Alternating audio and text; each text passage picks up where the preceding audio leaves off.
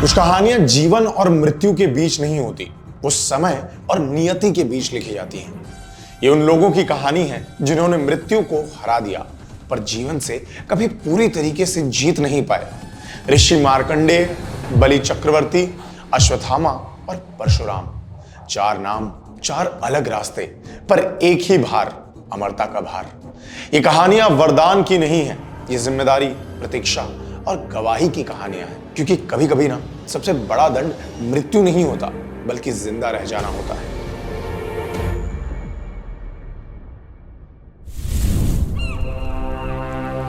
एक ऋषि थे मृकंडु। उनकी तपस्या कठोर थी पर उनका जीवन अधूरा सा था। वंश का दीप बुझ रहा था और उनके आश्रम में एक ही प्रार्थना गूंज रही थी, पुत्र की। देवता प्रकट हुए और एक कठोर सच रखा कि तुम दो में से एक चुन सकते हो, या तो एक पुत्र जो लंबी आयु जिएगा पर साधारण होगा, या फिर एक पुत्र जो अद्भुत होगा पर सिर्फ 16 वर्ष तक जिएगा। मृकंडु ने जरा भी विचार नहीं किया। उन्होंने चुना ज्ञान और भक्ति का दीप, जो भले ही कम समय के लिए हो। और तब जन्म हुआ मार्कंडेय का। यह बालक अन्य बच्चों जैसा नहीं था। वो मिट्टी पर शिव का नाम लिखता था। उनकी आंखों में एक ऐसी शांति थी जैसे वो जानते हो कि समय उनके लिए कम है। 16वां वर्ष आता गया और आश्रम में खामोशी गहरी होती गई। और फिर वो रात आई जब काल स्वयं चल कर आया। यमराज के जाल चमक रहे थे और मार्कंडेय बिना भागे, बिना घबराए सीधा शिवलिंग से लिपट गए। उस पल जाल छोड़ा गया, पर जाल ने सिर्फ बालक को नहीं, शिवलिंग को भी बांध लिया। और उसी क्षण महादेव प्रकट हुए। न क्रोध न दया, सिर्फ न्याय। यमराज को रोका गया और जो मृत्यु लिखी जा चुकी थी उसे काट दिया गया। मार्कंडेय अमर हो गए, पर किसी ने यह नहीं बताया कि अमरता वरदान नहीं होता है, अमरता जिम्मेदारी होती है। मार्कंडेय जीते रहे। उन्होंने राजाओं को आते जाते देखा, उन्होंने अपने शिष्यों को बूढ़ा होते हुए देखा और फिर मिट्टी में मिलते देखा। जो उन्हें गुरुजी कहते थे वो सब उनसे पहले चले गए। समय बदलता रहा, युग बदलते रहे और फिर प्रलय आया। समुद्र ने धरती को निगल लिया। आकाश और भूमि का अंतर मिट गया। हर दिशा सिर्फ शून्य थी और उस शून्य में मार्कंडेय अकेले थे।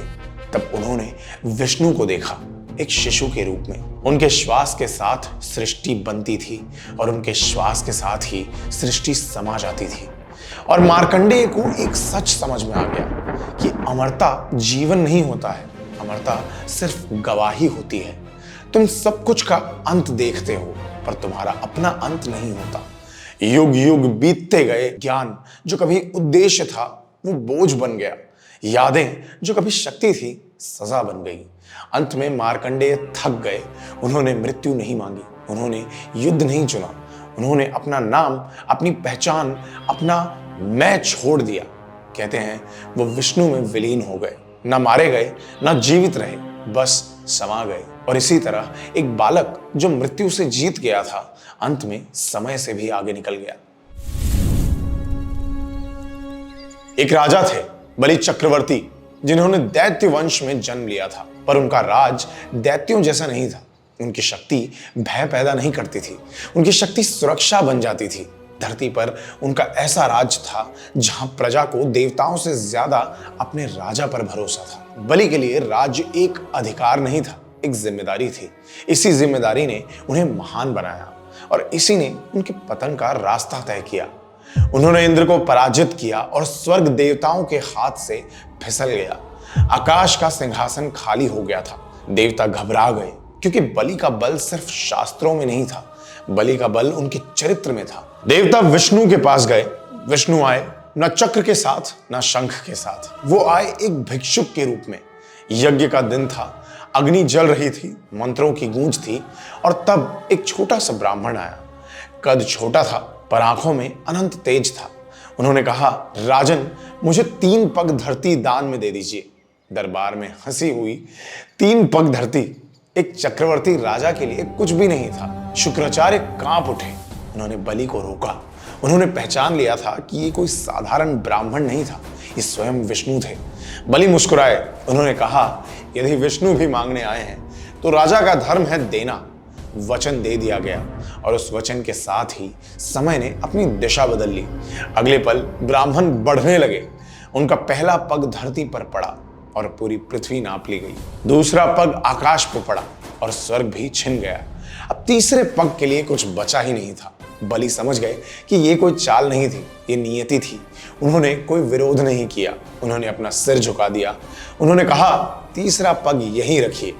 विष्णु ने उन्हें पाताल में ढकेल दिया, पर उन्हें मारा नहीं गया, उन्हें अमर बनाया गया, उन्हें पाताल का राजा बना दिया गया। बलि हारे नहीं थे, उन्हें सिर्फ ऊपर से हटा दिया गया था। बलि पाताल में राज करते रहे। उन्होंने शिकायत नहीं की, उन्होंने प्रश्न नहीं पूछा। हर वर्ष एक दिन वो ऊपर आते रहे। केरला की धरती पर लोग कहते रहे कि बलि आते हैं ओणम के दिन। ओणम कोई त्योहार नहीं बना, ओणम एक याद बन गया, एक ऐसे राजा की याद जो अधर्म से नहीं हारा। कहते हैं कलयुग के अंत में बलि फिर ऊपर आएंगे, फिर राज करेंगे और फिर धरती को न्याय देंगे और फिर अपनी इच्छा से ही सब कुछ छोड़कर आगे बढ़ जाएंगे। उन्होंने अपनी अमरता भी त्याग देनी है, क्योंकि बलि के लिए राज भी सेवा थी और अमरता भी जिम्मेदारी। और इस तरह एक असुर जो राजा बना, एक राजा जो अमर हुआ, अंत में स्वयं नियति को भी लौटा दिया गया। अश्वत्थामा एक ऐसा नाम जो युद्ध के बाद भी शांत नहीं हुआ। वो गुरु द्रोणाचार्य के पुत्र थे। बचपन से उन्होंने तपस्या नहीं, तलवार देखी। उन्होंने मां की गोद में कहानियों से ज्यादा युद्ध के नियम सुने। उनके माथे पर एक मणि थी, दिव्य चमकती हुई, जो उन्हें भूख, थकान और मृत्यु से परे रखती थी। वो मणि उनकी रक्षा थी और धीरे धीरे उनकी पहचान भी। अश्वत्थामा का जीवन हमेशा अपने पिता के ज्ञान के नीचे जीता रहा। गुरु द्रोण के लिए उन्होंने अपनी सोच, अपनी इच्छा, अपना धर्म सब एक कर दिया। जब कुरुक्षेत्र का युद्ध शुरू हुआ, उन्होंने कोई प्रश्न नहीं किया। उन्होंने वही किया जो उनके पिता और उनके पक्ष ने कहा। पर युद्ध सिर्फ शस्त्रों से नहीं लड़ा जाता, युद्ध अंदर भी होता है, और वही युद्ध अश्वत्थामा हार गए। जब गुरु द्रोणाचार्य का वध हुआ, तब अश्वत्थामा के लिए युद्ध समाप्त हो गया। वो क्रोध नहीं था, वो शून्य था, एक ऐसा शून्य जहां विवेक मर चुका था। रात के अंधेरे में जब युद्ध के नियम सो रहे थे, अश्वत्थामा जागे। उन्होंने शस्त्र उठाए, उन्होंने सोते हुए बच्चों को मारा, पांडवों के पुत्र जो युद्ध भी नहीं लड़े थे। उस रात कुरुक्षेत्र ने सिर्फ खून नहीं देखा, धर्म का पतन देखा। सुबह हुई, अश्वत्थामा जीत नहीं पाए थे, वो अपने आप से भी हार चुके थे। पांडव और कृष्ण उनके सामने खड़े थे। कृष्ण ने उनकी मणि छीन ली, उनके माथे से खून बहने लगा। वो घाव कभी भरने के लिए नहीं था। कृष्ण ने उन्हें श्राप दिया, हजारों वर्ष तक पृथ्वी पर भटकते रहने का श्राप। न मृत्यु मिलेगी, न मुक्ति, न शांति। अश्वत्थामा अमर हो गए, पर यह अमरता वरदान नहीं था, ये सजा थी। अश्वत्थामा जीवित रहे, उनके घाव से खून बहता रहता था। वो योद्धा जो कभी सेना के बीच खड़ा होता था, अब जंगल और पहाड़ों का वासी बन गया था। समय के साथ उन्होंने एक सच समझा, मृत्यु सबसे बड़ा दंड नहीं होता, मृत्यु से वंचित रहना होता है। हर युग उनके लिए एक नया बोझ बनकर आया। हर चेहरा जो उन्होंने देखा, उन्हें उस रात की याद दिला गया। उन्होंने प्रार्थना की, पर किसी देवता ने जवाब नहीं दिया, क्योंकि ये श्राप न्याय से दिया गया था। कहते हैं कलयुग के अंत में जब सब कुछ फिर से समा जाएगा, तब अश्वत्थामा को भी मुक्ति मिलेगी, तब उनका घाव भरेगा, तब उनकी अमरता समाप्त होगी। पर तब तक उन्हें चलना है, जीना है यादों के साथ। और इस तरह एक योद्धा जो कभी मर नहीं सकता था, हर दिन थोड़ा थोड़ा मरने के लिए मजबूर हो गया। ना उन्हें जीवन मिला, ना उन्हें मृत्यु, बस समय के बीच अटक गए। परशुराम एक ऐसा नाम जो शास्त्र से पहले क्रोध में जन्मा। विष्णु के अवतार थे, पर राजगद्दी के लिए नहीं, न्याय के लिए। उनका जन्म ऋषि जमदाग्नि के आश्रम में हुआ। माता रेणुका की गोद में पलते, पर उनके हाथ में बचपन से ही शस्त्र थे।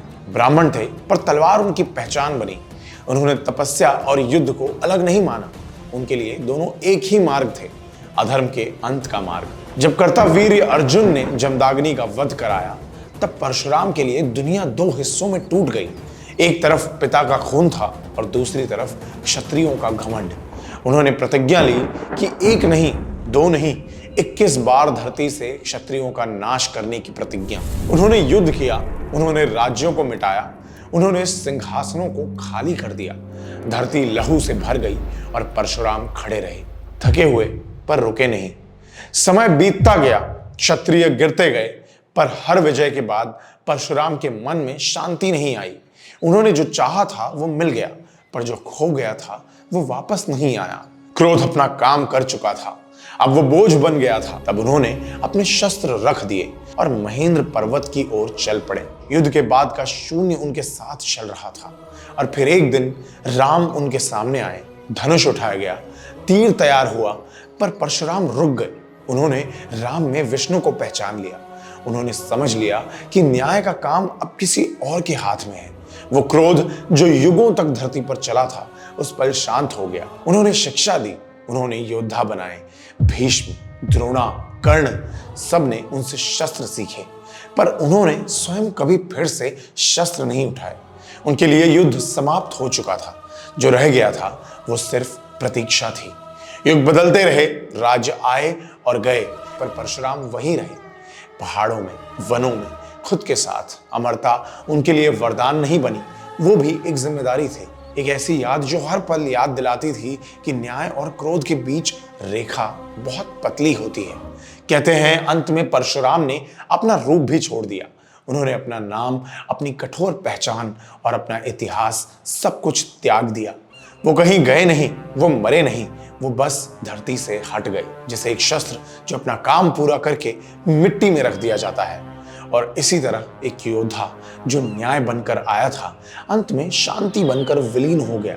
ना उन्हें मृत्यु मिली, ना उन्होंने जीवन चुना, बस समय को उसके हाल पर छोड़ दिया। और जब ये कहानियां खत्म होती हैं तो असल में कुछ भी खत्म नहीं होता। मार्कंडेय का विलय, बलि की प्रतीक्षा, अश्वत्थामा का श्राप और परशुराम का त्याग, ये सब सिर्फ यादें नहीं है, ये चेतावनियां हैं। ये बताती हैं कि अमरता शक्ति नहीं होती, अमरता जिम्मेदारी होती है। समय सबका हिसाब रखता है, जो जीता वो भी, जो हारा वो भी, और जो कभी मरा ही नहीं उनका भी।